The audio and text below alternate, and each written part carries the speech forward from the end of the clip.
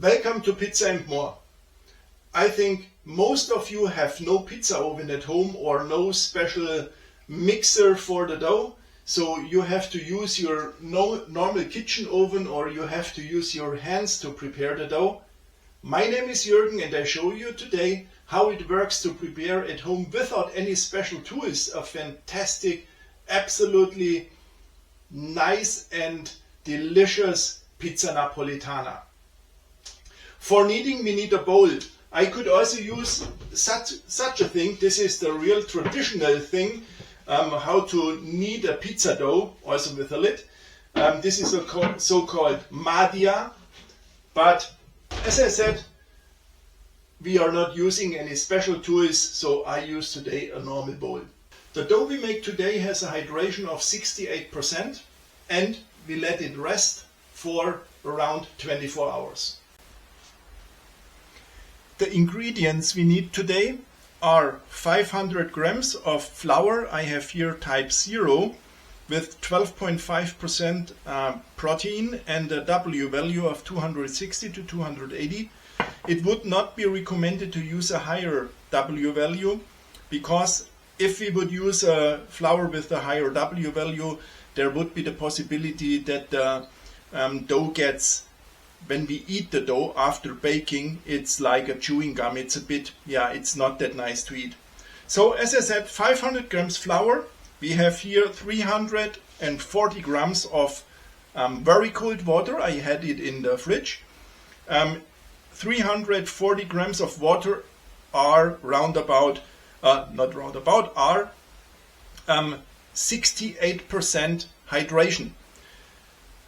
If you are afraid of using that much water, then please keep 20 to 30 grams back and add this water afterwards when you see, okay, my dough is proper, it needs more water, then add more water. The reason why I have here more water is that in the kitchen oven, we need a bit more water in the dough to make a nice and airy crust.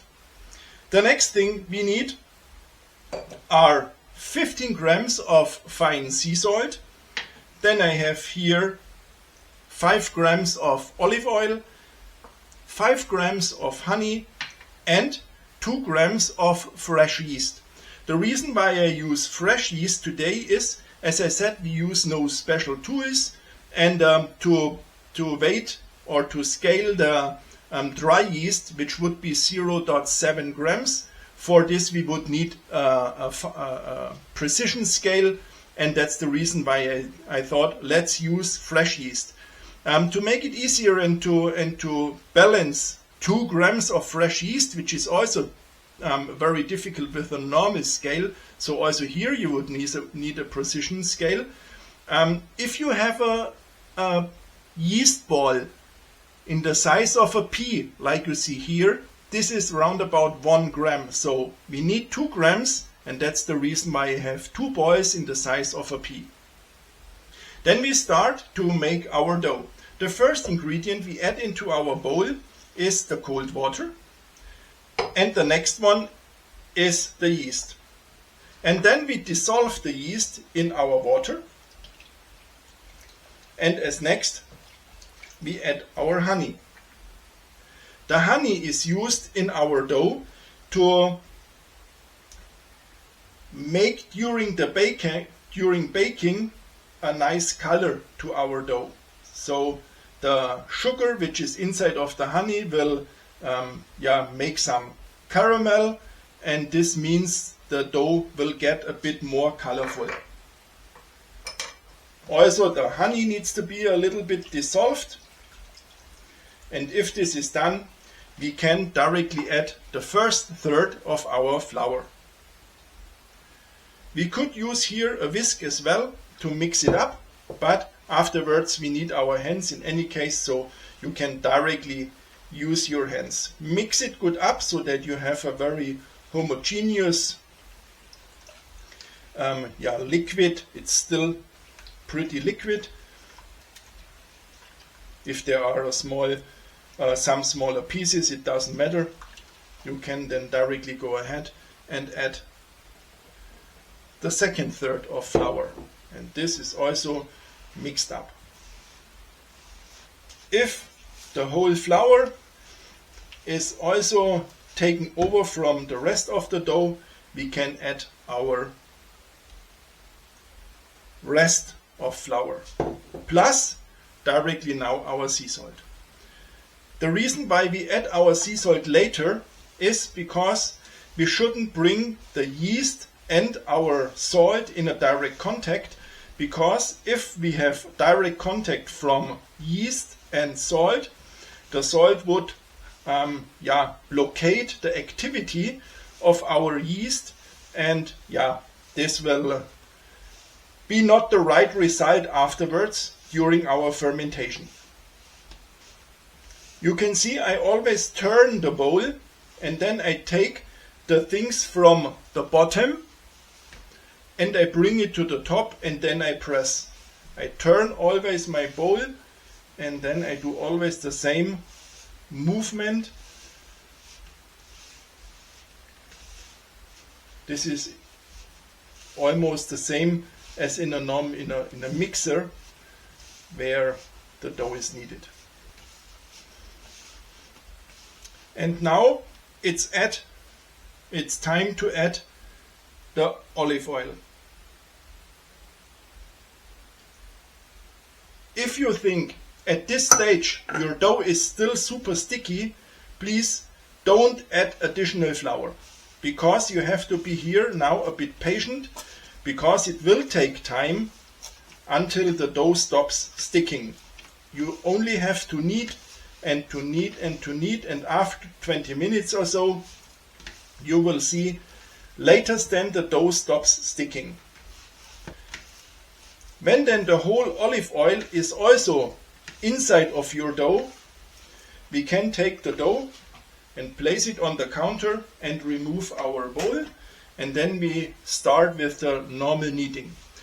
The kneading works as follows: you press your dough, you take it and you fold it back, then you turn it, you press it, take it, fold it back, and movement needs now to be done for around 20 minutes, until the dough stops sticking, until the dough has a nice and fantastic structure, and until the window test will work. How the window test works will be shown a bit later, as soon my window test works when my dough is finished.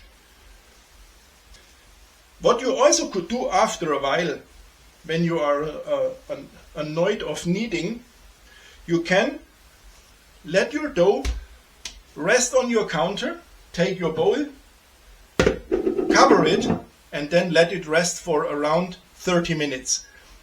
Let the time work for you, and after 30 minutes you will see, when you continue kneading, the dough looks far better than right now.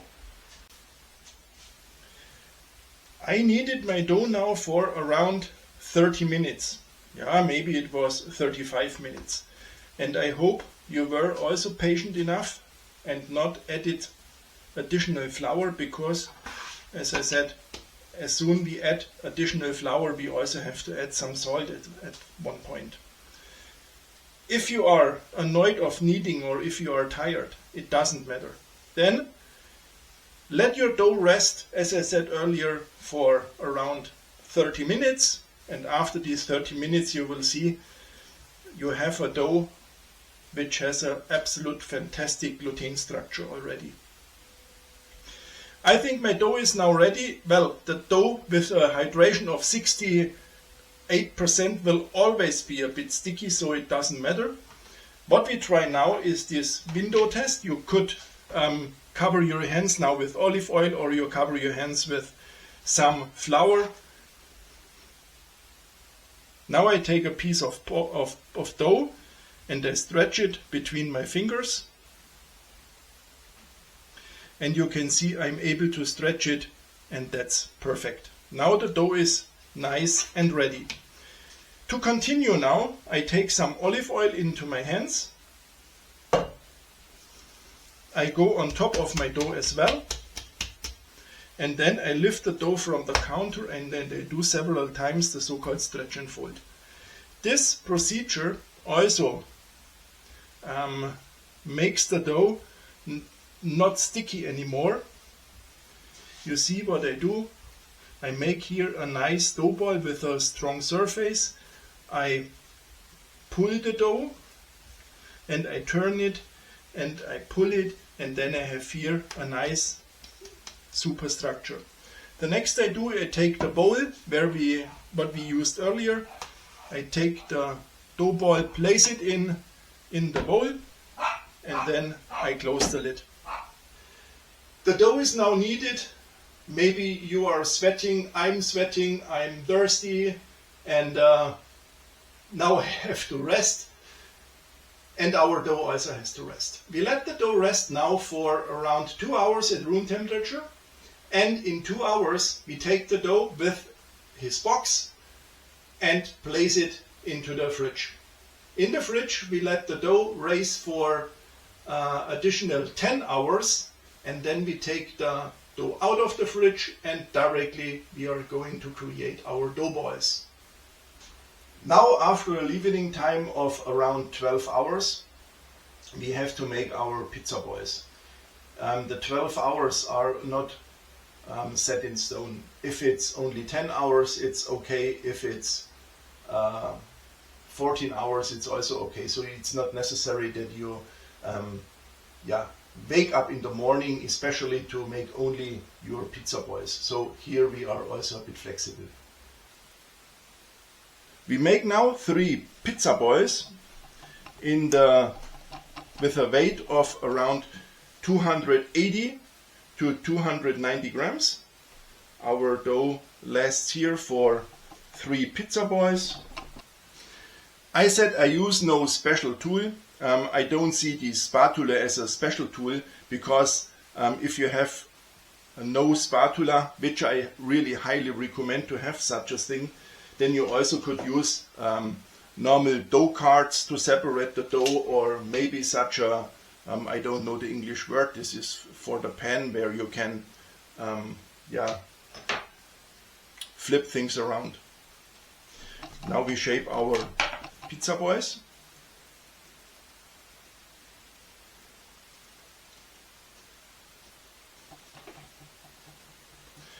And when we made our 3 balls, we place them in a box.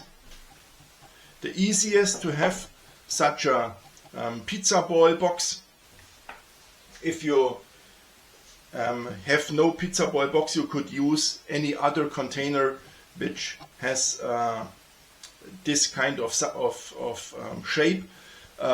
Shape like this bowl is not that good. Well, if you have only 1 pizza ball, then you can place it in the center. Maybe 2 will also work.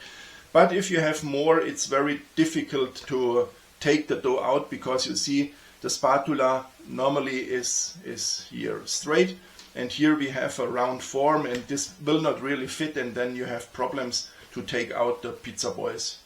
Now it's required to close the box, otherwise our dough balls would get dry. We take the dough balls and place them in the fridge, and they stay now in the fridge until 5 hours before we start baking. We take them out, as I said, 5 hours before baking out of the fridge and let them raise the rest of the time at room temperature. The warmer it is, the shorter this time needs to be. If it's around 25 degrees, for example, then maybe 3 hours are also enough. But this is something you need to have in your experience. With around 20-22 degrees, 5 hours are okay. The warmer, the shorter the time should be. We also have to prepare our kitchen oven. We preheat our kitchen oven to the highest temperature. For example, my pizza oven here has a separate pizza function.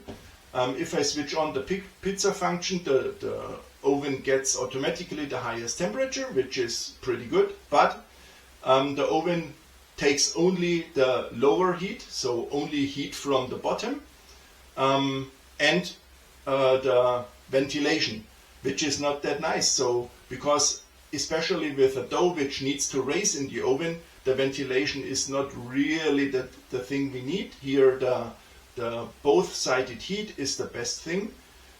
So I don't use the pizza function of my oven. I switch the oven to the both-sided heat and to the highest temperature, which is here 300 degrees.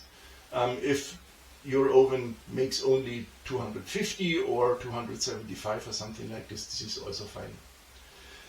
We need something where we place or where we bake our pizza on. The normal things are what everyone knows, but not everyone has, is such a pizza stone. My pizza stone is not ideal. The pizza stone is a bit thin. The thicker the pizza stone is, the better it is. But okay, I have this one, which means I use this one.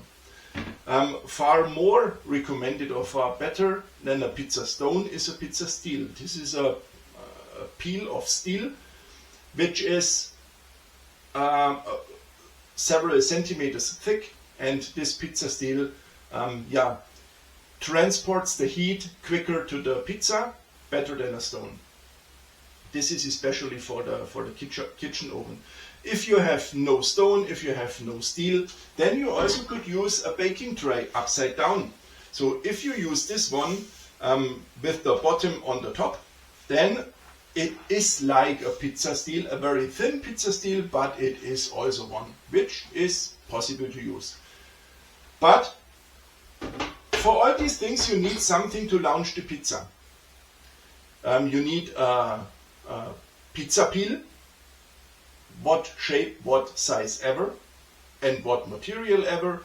Or you need to have maybe a thin peel of metal, or you need to have a thin peel of wood, something with which you can go under the pizza and with which you can launch the pizza into the oven. If you have nothing of them, then you have to use your normal baking tray and place the pizza then inside of the baking tray, and then you have to bake it and take it out and launch it within the baking tray. This works as well.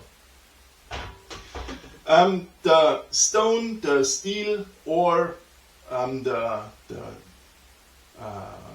baking tray upside down needs also to be preheated.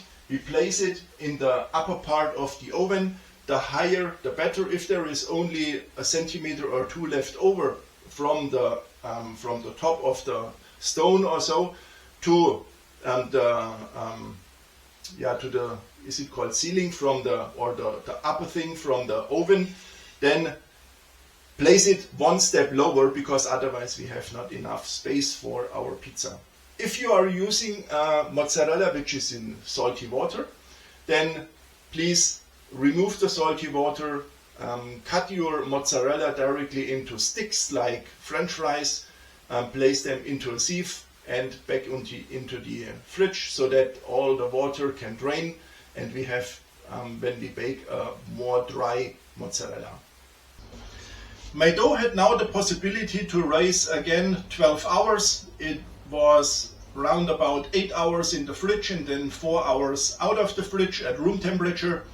The dough looks pretty good. I already prepared all the ingredients, all the toppings. I have here the tomato sauce. I used San Marzano tomatoes. I teared the San Marzano tomatoes with my fingers. Then I added only 5 grams of sea salt. I mixed it up and it's done. If you want, you can add some basil and you can add some olive oil. If you want, I add the basil and the olive oil a bit later directly on the pizza. You can use each sort of tomatoes, whatever you want. Use this one, what you like. I also have prepared here my cheese. I use fior di latte. It's a kind of mozzarella, but you can use each kind of cheese, whatever you like, whatever you want, what you want to eat. And I have some ham and I have some mushrooms. I cut the mushrooms already because, as you know, mushrooms have a lot of liquid, and so they had the possibility to dry a bit, which makes afterwards the pizza not that soggy. Now I take the dough out of my box. Here we have to be very gentle. I hear very often and I read very often that people have problems to stretch their dough afterwards. Normally it shouldn't be a big problem. The only problem what we could have is when the dough is stressed. When we take out the dough now and we are not gentle to the dough and we pressing him or we stretch him and then we form it again, then I promise you it's impossible to stretch the dough, because it will be then like a chewing gum. It always goes back and it always goes back. It makes zero fun. The secret is, take some semolina or even flour. I prefer semolina because I think this is better. And here we have to put some semolina on the top of our dough ball, and everywhere where it's attached to other ball or to the side of the box. And then I use my spatula and I release the dough on the side, and I release the dough there, as I said, where it's attached to another dough ball. And then I go with my spatula under and I lift it out. And here I'm very gentle. You see, I don't press it, and I put it into my semolina bed. I close the box where the other dough balls are, and to protect them from drying out. And now, if you have your semolina or your flour in a box like me, or if you have it directly on your counter, it doesn't matter. I think it's a bit more handy and useful if it's in a box. I flip now several times my dough around, and you can see here lots of air already. I open this bubble. I flip it around and I'm very gentle. Then I take it away from the semolina, I place it on the counter, and now I try to prepare or to make a round shape, because we want to have a round pizza. If the pizza is not round, it doesn't matter, because the taste will be exactly the same.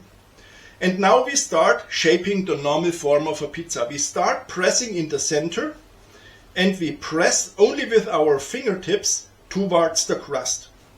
We leave around 1 to 2 centimeters where we don't press, because we press all the air towards the crust. If we see big bubbles like here, then we directly open them, because otherwise they will burn in the oven. Then we flip it around. We are again very gentle, and we press it. Only pressing, no stretching so far, only pressing. Don't press the crust, because otherwise it will not be that soft as it should be. If you see, oh, my dough is sticking somewhere, then take some semolina and bring with the spatula the semolina under. And then you will see the dough stops immediately sticking. And then flip it around and do exactly the same from the other side. We don't stretch the pizza now to the final size. We stretch the pizza now to a pre-size, because the final size will be done then on the pizza peel. We can then take the pizza onto our hands. We take the semolina away, and then we stretch it here over our hands. And you see how easy this goes and how flexible this dough is. Absolutely great. And now there is the difference to a normal pizza. In the normal pizza oven, as you know, we prepare now the pizza completely and then we launch it. Here we have to do something different if we bake in the kitchen oven. I add now to my pie 2 spoons of tomatoes. Then I put everywhere some tomato. Don't put the tomato onto the crust.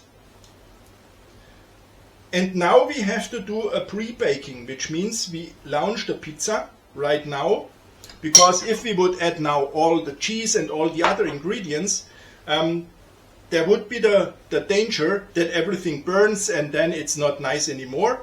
And that's the reason why we launch the pizza now into the oven. For launching the pizza, we take some semolina onto our pizza peel, and then we lift it and we go under. And now it's the time, what I said, that we stretch the pizza to its final size. And when it has the size you like, and you see, oh, here is some tomato missing, then you easily can add here some tomatoes so that you have enough on your pizza. And now it's time to launch the pizza into the oven. The oven is pretty nice preheated.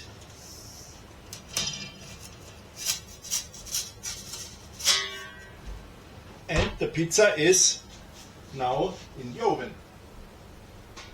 It takes now round about 2 to 3 minutes until the crust gets a bit colorful, and then we take it out. Now you can see the pizza in the oven. The crust is already very nice and the color starts to come, and that's the reason why we take it very soon out.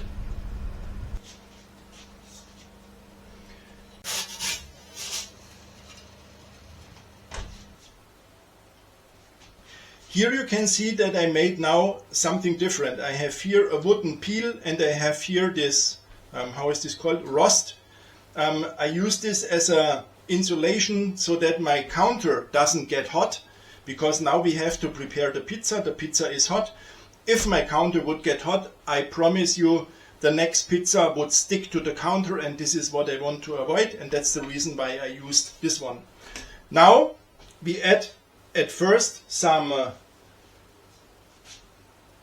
Parmesan cheese. You can also use Grana Padano or some pecorino or which cheese ever you want. If you don't like these kind of cheese, let it away.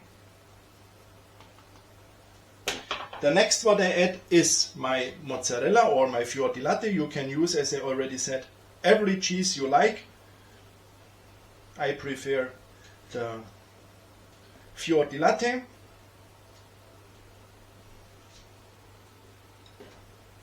Then we add some basil.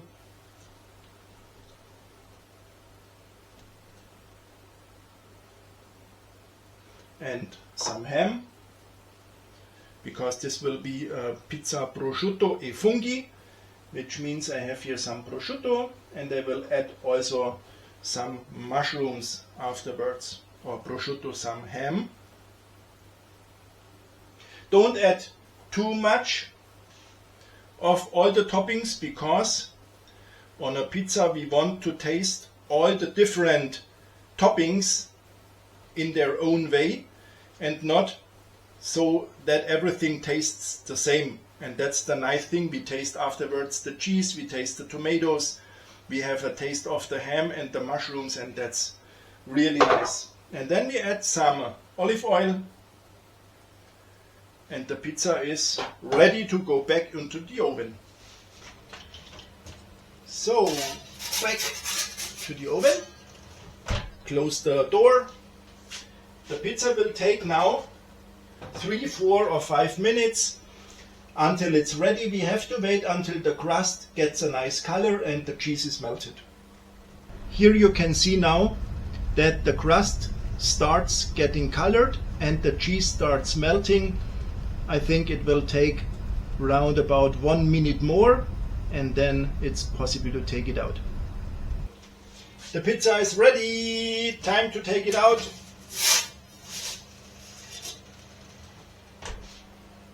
Here comes the pizza. Guys, it's really sad that we have no smell in the video. Otherwise you would smell as well like me how fantastic this pizza smells. Let's check how nice the bottom is cooked. You can see, fantastic, great. The crust is fantastic crispy. Let's have a cut.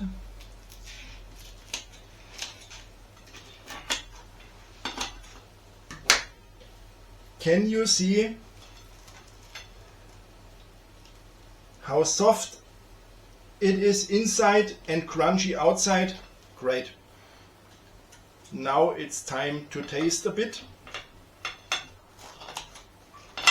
I cut out one slice, because otherwise I would say it tastes fantastic, and maybe it is not the truth. So, very hot, but let me taste it.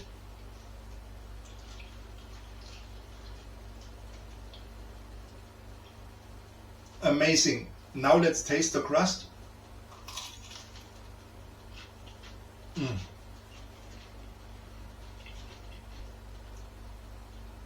The taste of the crust is also absolutely fantastic. It's outside crispy, inside very soft. Fantastic. I can absolutely recommend to make a pizza in your home oven as well. And I promise you, if you make this, you won't order somewhere a pizza or go to a pizza place. This pizza, what you are able then to make at home, is so fantastic. We made now a pizza dough with a leavening time of 24 hours. Maybe you have no time 24 hours. Maybe you think in the morning, okay, tonight I want to have pizza. Then here is a video how I showed you how to make a pizza in 8 hours. Now I can say thank you for watching the video. Enjoy your pizza and thanks for watching. Subscribe my channel. Ciao.